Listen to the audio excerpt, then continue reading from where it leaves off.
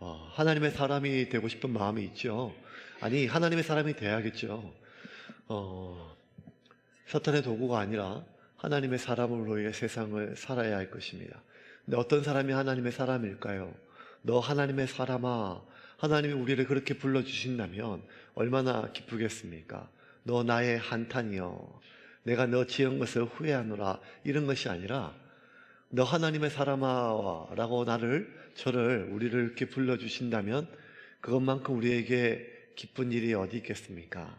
오늘 본문에 하나님의 사람이 나와요. 근데 그 하나님의 사람이 언제 나오는가 하면 하나님이 세우신 왕이 하나님의 뜻대로 하나님의 말씀대로 살아가는 것이 아니라 자신에게 주어진 하나님이 주신 그 왕권을 자기 스스로 자기 힘으로 보호하고 유지하기 위하여 하나님이 금하시고 하나님이 경멸히 여기는 우상 숭배와 그런 가나안에 있는 수많은 종교들과 혼합하여 더럽혀진 그런 신앙 사이에서 하나님의 사람을 여로보암에게 보내는 장면에서 시작이 됩니다. 1절 말씀 한번 보겠습니다.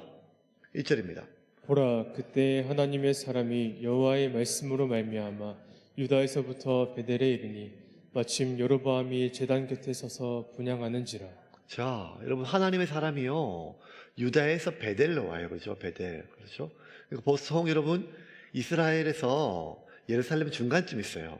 예, 중간에 있어요. 중간에 있음에도 불구하고 예루살렘에서 동서남북 어디를 가든지 이 오른쪽 뭐 가든지 위에 쪽 어디를 가든지 간에 여리고든 사마리아든 예루살렘에서 어디를 가든지 간에 내려간다는 표현을 해요. 우리는 서울에서 부산 갈 때 내려간다 그러죠. 내려간다.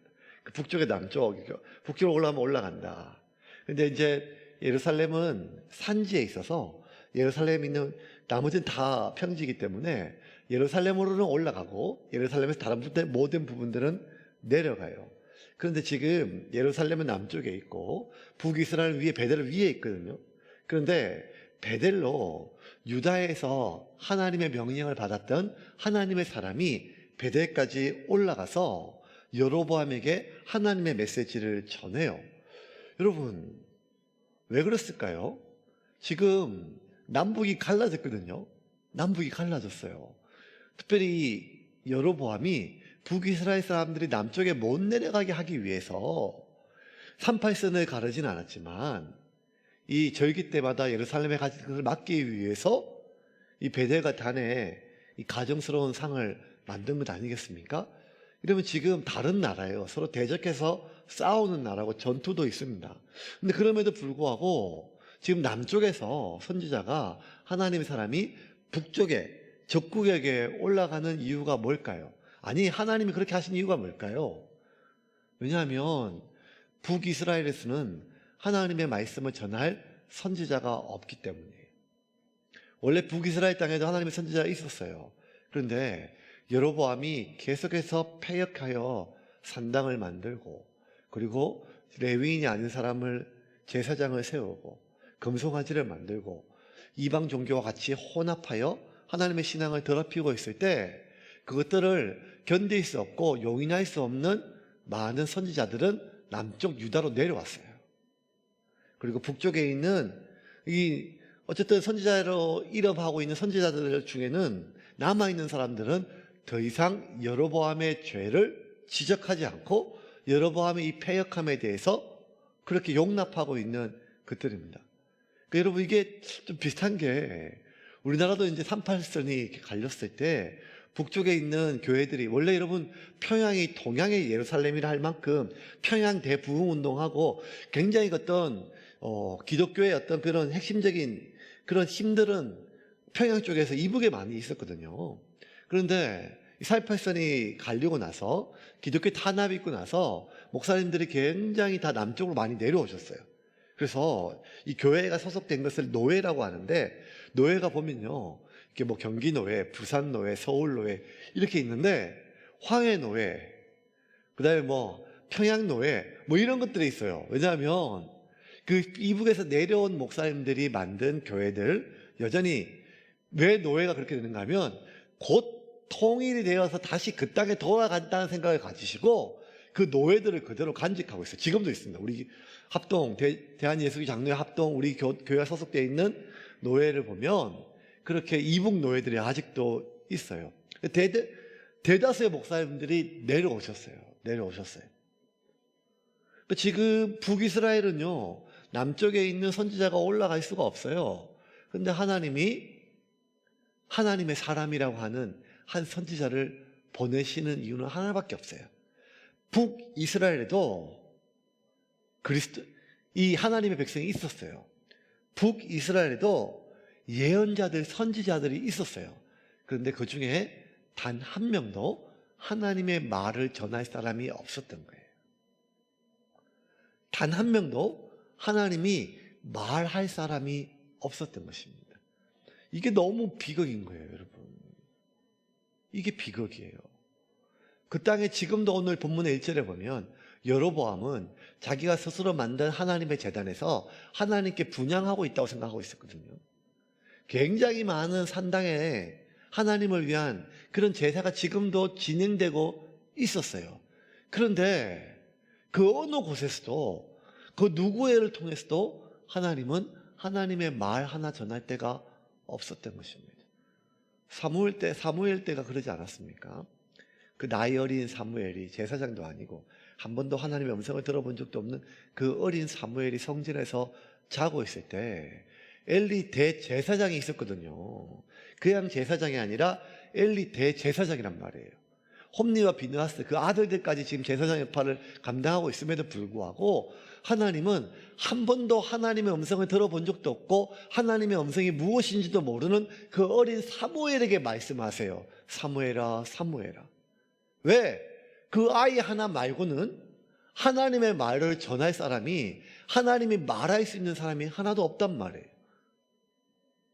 대한민국에 6만 개의 교회가 있고 매주일마다 지금도 그 대부분의 교회들이 예배를 드리고 있지만 여러분, 우리가 진짜 하나님의 마음으로 생각을 해봐야 되지 않겠습니까?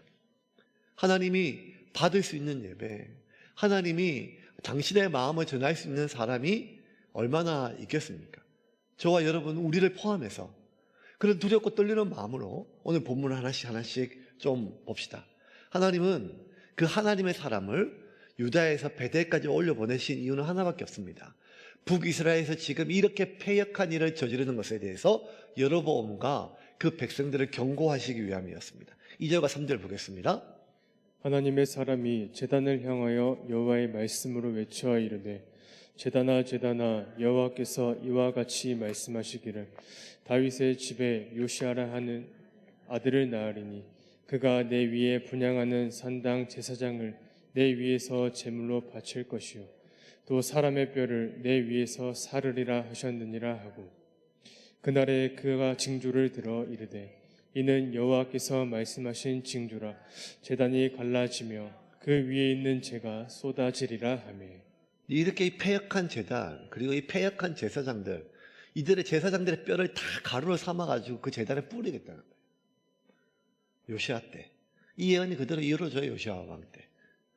그리고 그 징조로 그 제단 위에 있는 재가 쏟아진다고 그렇게 경고하였습니다. 이것은 지금 여로보암과 그리고 그 여로보암의 죄에 동참하고 있는 이스라엘 백성들에 대한 하나님의 아주 준엄한 경고이고 심판에 대한 경고였습니다. 이렇게 말씀을 전해주니까 마치 분향하다가 그 얘기를 들었던 여로보암이 두려워 떨면서 화로다 내가 망하게 되었도다. 내가 결국 하나님 앞에 이렇게 벌을 받는구나 하고 돌이켜야 되는데 뭘 하는가 하면 오히려 그 선지자를 죽이려고 손을 뻗어가지고 저놈 잠잠 잡아서 죽이라고 여로보암이 명령하다가 그 손이 마비가 옵니다. 4절과 5절입니다. 같이 읽겠습니다. 여로보암 왕이 하나님의 사람이 베델에 있는 제단을 향하여 외쳐 말함을 들을 때 제단에서 손을 펴며 그를 잡으라 하더라. 그를 향하여 편 손을 말라 다시 거두지 못하며 하나님의 사람이 여호와의 말씀으로 보인 징조대로 제단이 갈라지며 제가 제단에서 쏟아진지라. 자, 방금 전까지 저렇게 막 여러분 여로보암이 베델과 단에 금송아지를 만들고 수많은 산당을 만든 이유는 하나밖에 없어요. 이방신에 대한 충성도 아니고 이스라엘 백성들에게 하나님께 제사 드릴 수 있는 공간을 만들어주기 위함도 아니에요. 오직 하나, 자신의 정권을 자신의 왕권이 약화되는 것을 막기 위한 그 하나밖에 없어요. 그것을 혈안돼 가지고 이렇게 하나님 앞에 패역한 죄를 저지르고 있는데, 남쪽에서 올라온 유다의 선지자가 이 여로보암의 죄를 지적하는 것을 견딜 수가 없죠. 백성들의 마음이 흔들릴 수 있으니까요. 그러니까 아주 바로 그냥 다급해져 가지고 빨리 저놈 잡아 죽이라고 하는데 그 손이 말라버렸어요.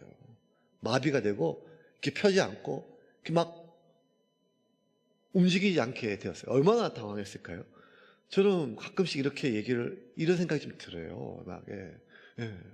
막 그냥 누군가가 만약에 제 비방을 한다면, 누군가가 막 저한테 손가락질 한다면, 하나님께서 바로 손을 이렇게 딱 멈추게 하시고, 그 입을 딱 닫게 해주시고, 뭐 이런 상상들을 한 번씩 해보지 않습니까? 근데 그 일이 벌어졌어요. 그러니까 얼마나 다급했을까요? 방금 전까지 분노하고 그 하나님의 사람을 죽이려고 했던 여로보암이 다급해지니까, 오히려 그 자기가 죽이려고 했던 선지자에게, 하나님의 사람에게 부탁을 해요. 저 좀 이것 좀 풀어달라고, 좀 도와달라고. 우리 7절과 17절 말씀 같이 보겠습니다. 6절 말씀 같이 읽겠습니다. 왕이 하나님의 사람에게 말하여 이르되 청하건대 너는 나를 위하여 내 하나님 여호와께 은혜를 구하여 내 손이 다시 성하게 기도하라. 하나님의 사람이 여호와께 은혜를 구하니 왕의 손이 다시 성하도록 전과 같이 되니라. 자, 여로보암이 지금 부탁을 봐요. 웃긴 게 방금 전까지 죽이라고 했다가 손이 마르니까, 마비가 오니까 부탁하는 그것도 웃기지만, 더 웃긴 건 뭔가 하면 그 선지자에게 뭐라고 부탁하는가 하면, 나를 위해서 당신의 하나님께, 너의 하나님께 기도해 달라는 거예요. 청하라는 거예요. 하나님, 나의 하나님 아닙니까? 하늘에 계시는 우리의 하나님이죠. 하늘에 계신 우리 아버지 아닙니까? 우리 아버지잖아요. 내 아버지잖아요. 내 하나님이잖아요. 근데 너의 하나님께 기도해 달라는 거예요. 뭘 기도해 달라는가 하면, 나를 용서해 달라는 것도 아니에요. 나를 다시 받아달라는 것도 아니에요. 이 마른 편을, 마비 온 손을 낫게 해달라는 거예요. 그러니까 여러분, 지금 여로보암에게 하나님이 필요한 게 아니에요. 단지 액땜 면하듯이 차 사면 고사 지내고 명태 대가리 하나 넣고 사고 안 나게 바라는 것처럼 그냥 액땜 면하듯이 이거 문제 하나 해결해 달라는 거예요. 하나님의 이름을 부르는데요. 그 하나님은 너의 하나님이라는 거예요. 여러분, 우리가 하나님의 이름을 부르고 기도하고 이 어떤 것보다 가장 중요한 것은 그 하나님은 나의 하나님입니다. 내 아버지지요. 그리고 우리가 간절히 가장 구할 것은 나를 향하신 하나님의 얼굴이지, 나에게 미칠 그 화를 면하거나 당면한 문제 하나 해결하는 것보다 가장 중요한 것은 나로부터 얼굴을 돌리신 그 하나님이 나로 얼굴을 돌리시고, 내가 하나님께 얼굴이 돌렸다면, 내가 하나님께 마음이 돌았었다면 하나님께 돌아오는 거 아니겠어요? 그런데 여로보암은 이 엄청난 일을, 하나님의 징계를 경험하고도 불구하고 하나님께 돌아오기는커녕 자신의 문제만, 액땜만 면하기를, 그 재앙만 면하기를 지금 부탁하고 있습니다. 그러고 나서 그 하나님의 사람이 기도하니까 손이 다 나왔어요. 하나님의 능력을 경험했지요. 정신을 차려야 되는데 뭐라고 하는가 하면, 같이 가서 먹고 마시자. 내가 너에게 상을 주겠다. 돈을 많이 주겠다. 자기 체면을 지금 상했거든요. 백성들 앞에 저놈 당장 죽여라 했는데 손이 말랐잖아요. 그런데 그 사람에게 부탁하고 다시 손이 괜찮아졌어요. 그러니 백성들 앞에 얼마나 자신의 위신이 땅에 떨어졌어요. 그러니까 뭘 하는가 하면, 우리 집에 가서 좀 먹고 마십시다. 내가 당신에게 큰 상을 주겠습니다. 뭐가 똑같은가 하면, 여러분, 사울 왕과 너무 똑같아요. 블레셋과의 전투에서 약속했던 사무엘은 오지 않으니까 자기가 제사를 집전하다가 사무엘이 와가지고 하나님 말씀을 전하잖아요.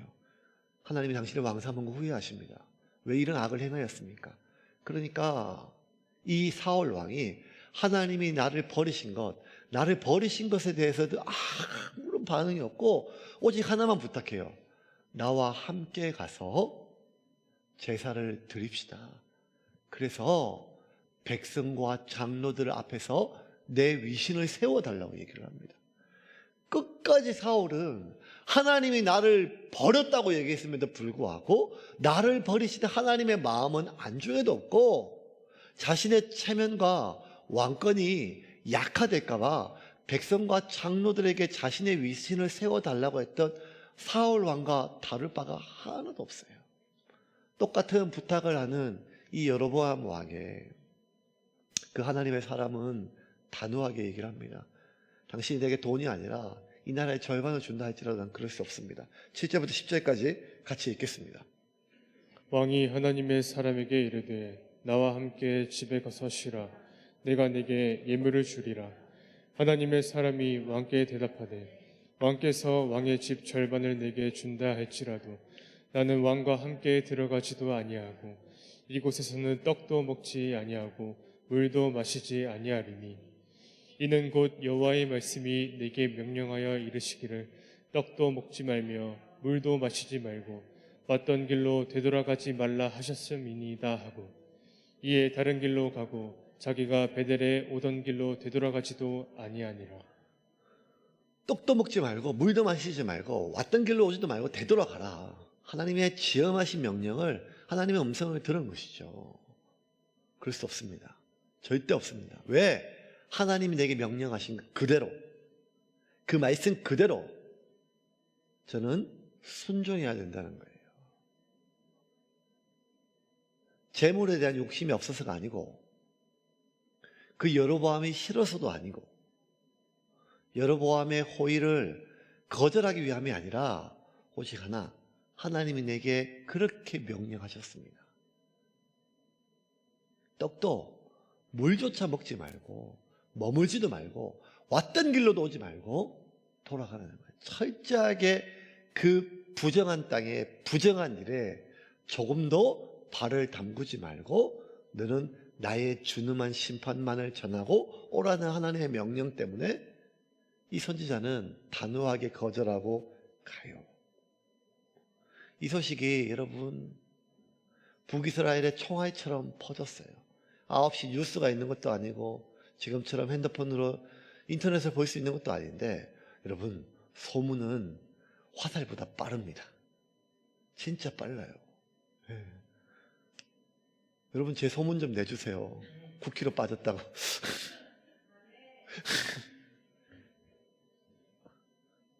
소문이 팍 퍼졌어요. 다 퍼졌는데 야야야야 들어봤냐? 그 왕이 손이 말랐단다. 망신을 당했단다. 대망신을 당했단다. 어떻게 하면 좋냐? 남쪽에서 그 아주 용한 선지자가 와가지고 그 명령을 했는데 재단이 다 쏟아지고 재가 다 쏟아졌단다. 어떻게 하면 좋냐? 왕이 발발발 떨었단다. 그 사람 진짜 하나님의 선지자 같더라. 뭐 이런 얘기들이 다 퍼졌는데 그 이야기가 어디에 누구한테까지 들어갔는가 하면 그 북이스라엘에 남아있던 한 선지자. 근데 오늘 본문에 뭐라고 얘기하면 늙은 선지자라고 이렇게 얘기를 해요. 뜬금없는 한 늙은 선지자 이야기가 이제 이 이야기와 함께 나오게 됩니다. 11절입니다. 같이 보겠습니다. 베델에 한 늙은 선지자가 살더니 그의 아들들이 와서 이날에 하나님의 사람이 베델에서 행한 모든 일을 그에게 말하고 또 그가 왕에게 드린 말씀도 그들이 그들의 아버지에게 말한지라. 자, 한 늙은 선지자. 여러분, 북이스라엘에 지금 하나님께서 말씀을 전할 사람이 하나도 없어요. 그런데 이 사람이 한 늙은 선지자라고 지칭하는 것은 하나님의 말씀을 받아서 사람들에게 전했던 사람이라는 거예요. 선지자는 목사처럼 매 시간마다 수요일마다 말씀 전하고 주일마다 말씀 전하고 이런 게 아니라 하나님의 말씀하실 때만 그 말씀을 받아서 전하는 사람이에요. 어쩌면 목사보다 좀 편해요. 왜냐하면 하나님 말씀하실 때만 전하면 되거든요. 근데 저는 성령께서 말씀하든지 안 되든지 수요일이 되면 말씀을 전해야 돼요. 주일 되면 말씀을 전해야 되고. 이게 참 어려워. 어떨 때는 또 은혜가 풍성할 때가 있는데 또 어떨 때는 진짜 본문을 막 100번씩 읽어도 은혜가 안 이를 때가 있거든요. 이 늙은 선지자는 지금까지 하나님의 말씀을 전했던 선지자란 말이에요. 그런데 그 선지자가 지금 북이스라엘에 남아 있어요. 이 패역한 일을 보거든요. 하나님께서 당신의 말을 전할 사람이 북이스라엘 땅에 단 한 명도 없다 그랬는데, 지금 이 늙은 선지자는 자신이 선지자로 알고 자신이 선지자로 살았고 자신은 여전히 사람들에게 선지자로 불리고 있기 때문에 자신은 그 이야기를 듣고 그 남쪽 유다에서 왔던 그 하나님의 사람, 그 선지자에 대한 호기심이 생겼어요. 그 사람 만나보고 싶었어요. 15절부터 17절입니다. 같이 읽겠습니다. 그가 그 사람에게 이르되 나와 함께 집으로 가서 떡을 먹으라. 대답하되 나는 그대와 함께 돌아가지도 못하겠고 그대와 함께 들어가지도 못하겠으며 내가 이곳에서 그대와 함께 떡도 먹지 아니하고 물도 마시지 아니하리니 이는 여호와의 말씀이 내게 이르시기를 내가 거기서 떡도 먹지 말고 물도 마시지 말며 또 내가 오던 길로 되돌아가지도 말라 하셨음이로다. 이 늙은 선지자에게 아들들이 와가지고 지금 베델에서 제단했을 때 이런 일들을 전해줬어요. 그러니까 그 말을 듣자마자 이 늙은 선지자가 그 남쪽 유다에서 왔던 선지자를 보고 싶은 마음에 이 말에다가 안장을 지우고 따라 나섰어요. 그 선지자 갔다는 길로. 한참 뒤에 쉬고 있는 그 남쪽 유다에서 온 하나님의 사람을 만나서 부탁을 해요. 저희 집에 잠시만 들러서 식사 함께 합시다. 당신하고 얘기하고 싶습니다. 간청을 해요. 간청. 정말 간청이에요.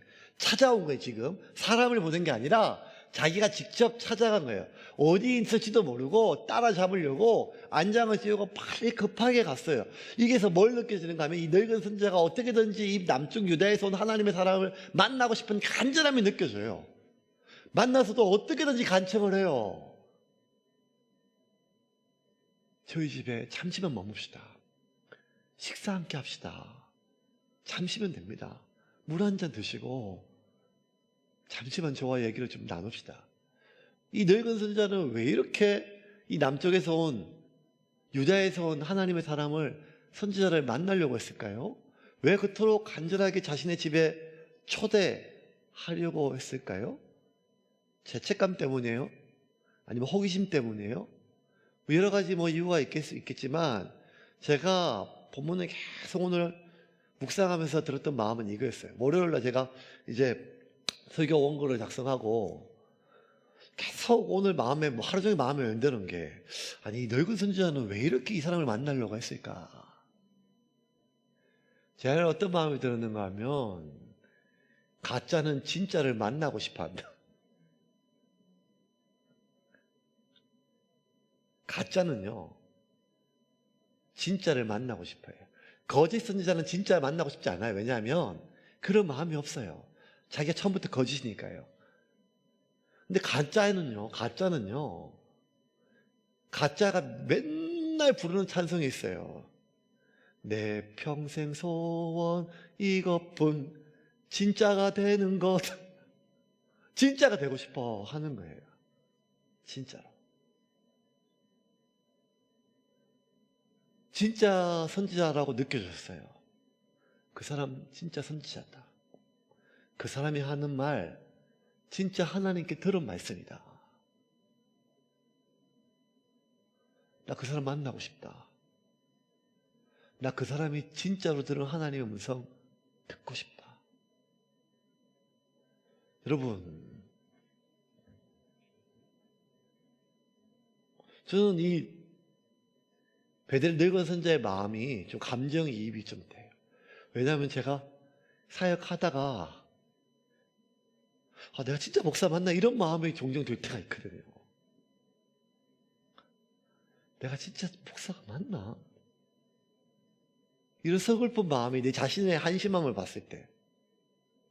그러다가 어떤 목사님이나 어떤 선교사님, 어떤 사역자들이나 어떤 이렇게 봤을 때 수많은 목사들을 보거든요. 수많은 사역자들을 보거든요. 근데 내 생각에 그냥 마음에 확 꽂히는 분들이 계세요. 저분 진짜다. 저분 진짜 목사다.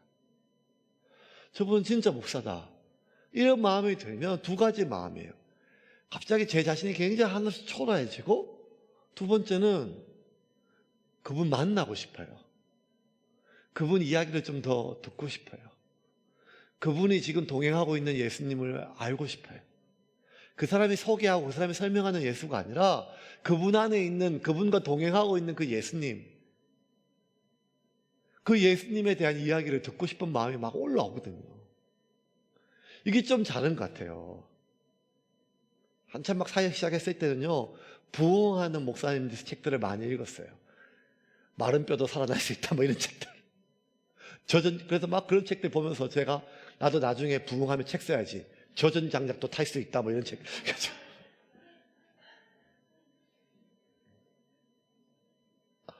뭐 맨날 부흥하고 사역 잘하고 설교 잘하시고 목회 잘하시고 뭐 이런 것들 굉장히 많이 접하고 듣고 읽고 얼마나 많이 했는지 몰라요. 근데 점점 좀 달라지는 것 같아요. 뭐가 좀 달라지는가 하면 이게 좀 약간 모순되는 말이지만 진짜 예수를 믿는 목사를 만나고 싶고 진짜 예수가 있는 목사를 보고 싶고 진짜 복음을 가지고 있는 사람을 만나고 싶고 그런 마음이 드는 내 자신이 너무 한심하고 왜냐? 가짜는 진짜를 만나고 싶어 하거든요.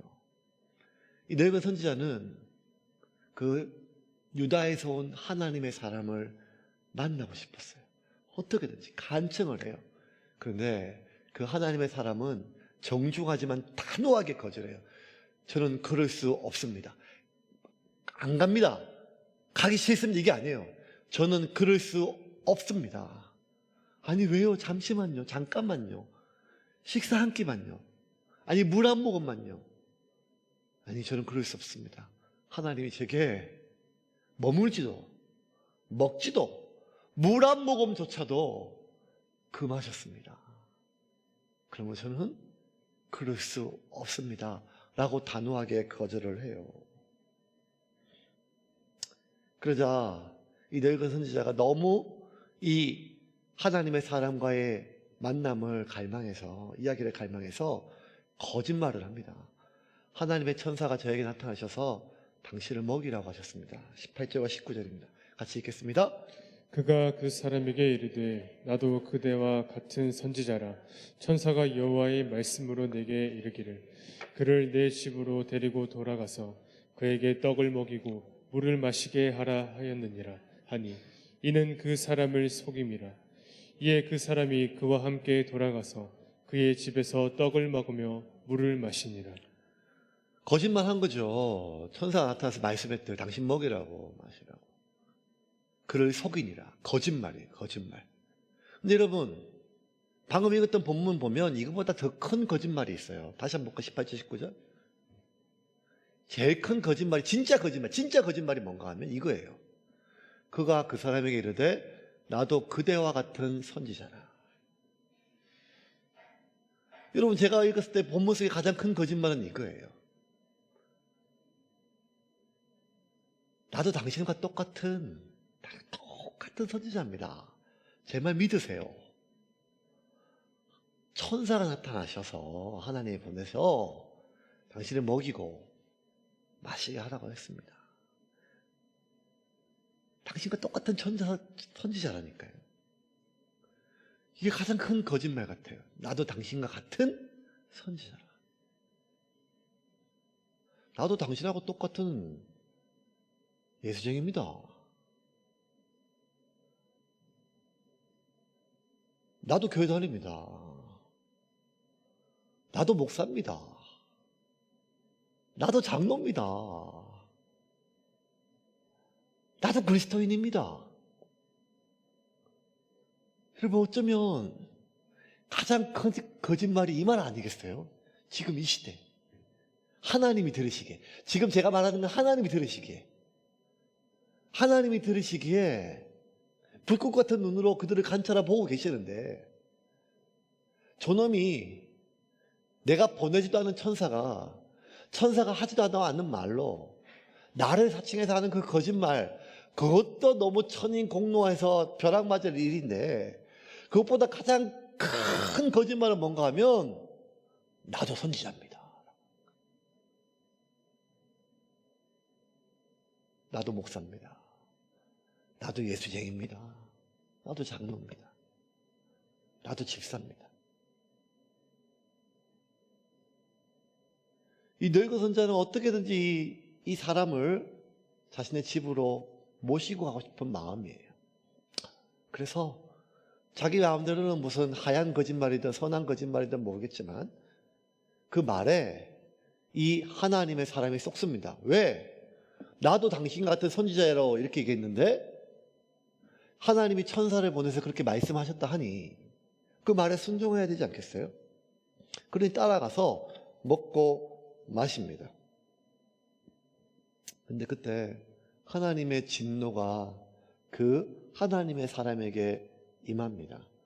공교롭게도 그 하나님의 사람에게 임하는 그 진노에 대해서 그 진노의 말을 전하는 사람이 누군가 하면 이 늙은 베델의 선지자예요. 그가 처음으로 하나님의 계시를 받을 때가 언젠가 하면 자신의 거짓말로 인해서 하나님의 사람이 죽을 수밖에 없는 그 저주를 전할 때였어요. 20절부터 22절입니다. 같이 보겠습니다. 그들이 상 앞에 앉아 있을 때 여호와의 말씀이 그 사람을 데려온 선지자에게 임하니 그가 유다에서부터 온 하나님의 사람을 향하여 외쳐 이르되 여호와의 말씀에 내가 여호와의 말씀을 어기며 내 하나님 여호와께서 내가 내리신 명령을 지키지 아니하고 돌아와서 여호와가 너더러 떡도 먹지 말고 물도 마시지 말라 하신 곳에서 떡을 먹고 물을 마셨으니 내 시체가 내 조상들의 묘실에 들어가지 못하리라 하셨느니라 하니라. 그리고 그 말씀대로 이 하나님의 사람이 돌아가는 길에 사자를 만나 사자가 다 찢어 죽입니다. 왜? 하나님이 먹지도 마시지도 말고 머물지도 말고 왔던 길로도 가지 마라 그랬는데 속아서 먹고 마셨기 때문에.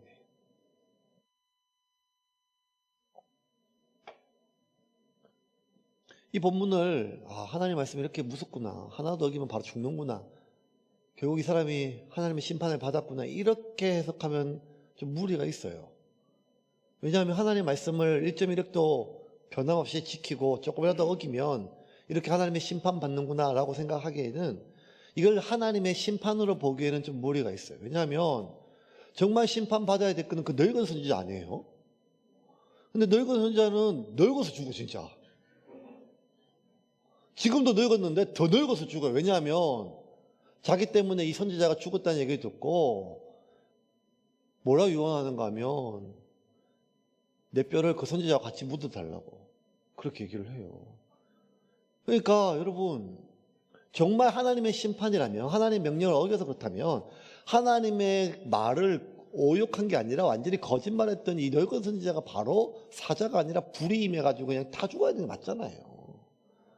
아니 이 늙은 선지자뿐만 아니라 여로보암은 진짜 벼락 맞아 죽고 그 분향했고 이스라엘 북이스라엘 백성들은 다 심판받아야 되는 거 아니겠어요? 어쩌면 이 유다에서 온 사람은 너무 억울한 거예요. 자기가 자의로 한 게 아니고 하나님의 이름으로 들었는데 자기가 어떻게 거절할 수 있겠어요? 그런데 왜 하나님이 이 사람을 말씀 하나 어겼다고 이렇게 죽이셨을까? 한 가지 이유죠. 하나님은 일관되게 지금 하나님의 메시지를 전하는 거예요. 그게 뭔가 하면 나의 말은 인간이 자신의 자의대로 바꾸거나 변할 수 없다는 거예요. 나의 제사는 너희들이, 나의 예배는 너희들이 자의대로 그렇게 마음대로 바꿀 수는 없다는 거예요. 나의 명령은, 하나님의 말씀은 그렇게 인간이 자신의 편의와 자신의 이익을 위하여 그렇게 타협하고 변화하고 변질시킬 수 결코 없다는 거예요. 하나님의 명령은 속아서도 부지 중이라도 반드시 1.1획도 두렵고 떨리는 마음으로 지키기 위하여 몸부림쳐야 된다는 사실을 지금 하나님은 계속 전하고 있는 거예요. 베델에 있는 그 제단에서부터 여로보암에 대한 이 경고로부터, 그리고 또 하나 마지막 이 하나님의 사람의 죽음을 통하여서도 하나님은 이야기하고 있는 거예요. 왜 이 하나님의 사람의 죽음의 소식이 더 빨리, 더 충격적으로 북이스라엘 전체에 퍼졌어요? 왜? 이 하나님의 사람을 찢어 죽인 사자가, 여러분 사자는요 배가 고프기 전까지는 동물을 사냥하지 않거든요. 배가 고플 때만 죽여요. 그런데 그 사자가 이 하나님의 사람을 찢어서 죽여놓고 먹지도 않고 그걸 지켜요. 그리고 그 옆에 뭐가 있는가 하면 이 하나님의 사람이 타고 온 나귀가 있어요. 그 사자가 자기가 죽인 사람을 먹지도 않고, 또 그 옆에 기가 막힌 건 뭔가 하면 그 사자 옆에 나귀가 도망도 안 가요. 계속 서 있었어요. 이게 기적 자체잖아요. 이 소식이 다 퍼졌어요. 그 하나님의 사람이 하나님의 명령을 자기도 모르고 속아서 물 한 모금 먹었다고, 떡 한 조각 먹었다고 하나님이 사자로 그 사람을 찢어 죽이셨더라. 야, 하나님의 말씀이 얼마나 무섭냐. 뭐 이런 말들이 쫙 퍼졌죠. 하나님은 지금 일관되게 메시지를 전하는 거예요. 뭔가 하면 여로보암 왕과 북이스라엘에 있는 모든 백성들, 특별히 여로보암 왕에게 정신 차리라 이놈아. 나의 말은, 나의 명령은 그렇게 네가 임의대로, 네 마음대로 너의 이익을 위하여, 너의 편의를 위해서 그렇게 변질시키거나 타협할 수 있는 게 아니다. 돌아와라. 돌이키라. 돌이키라. 돌이키라. 심지어 그 하나님의 사람의 죽음을 통해서도 그렇게 메시지를 전했거든요. 그런데 이 모든 일이 다 지나가면서도 불구하고 어떻게 됐을까요?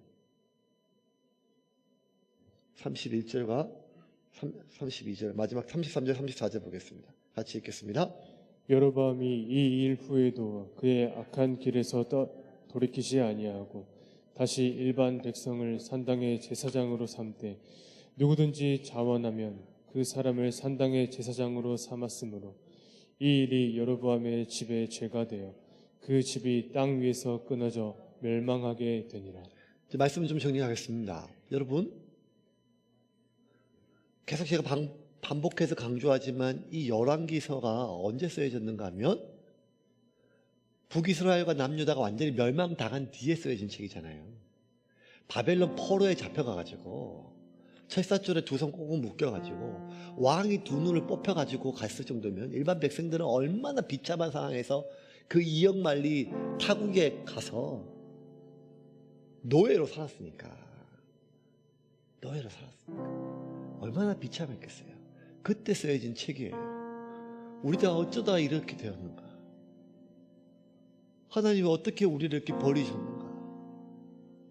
우리 민족이 어쩌다 이 지경이 됐는가? 그걸 역사를 하나씩 되짚어가면서 적어가는 책이에요. 사가들이 이 사건들 하나하나를 기록하면서 결정적으로 이스라엘이 망한 것은 북이스라엘의 베델과 단의 금송아지 때부터 퇴역하기 시작한 거예요. 그때부터 이스라엘이 무너지기 시작한 거예요. 그때부터 이스라엘에 치료될 수 없는 독이 들어온 거예요.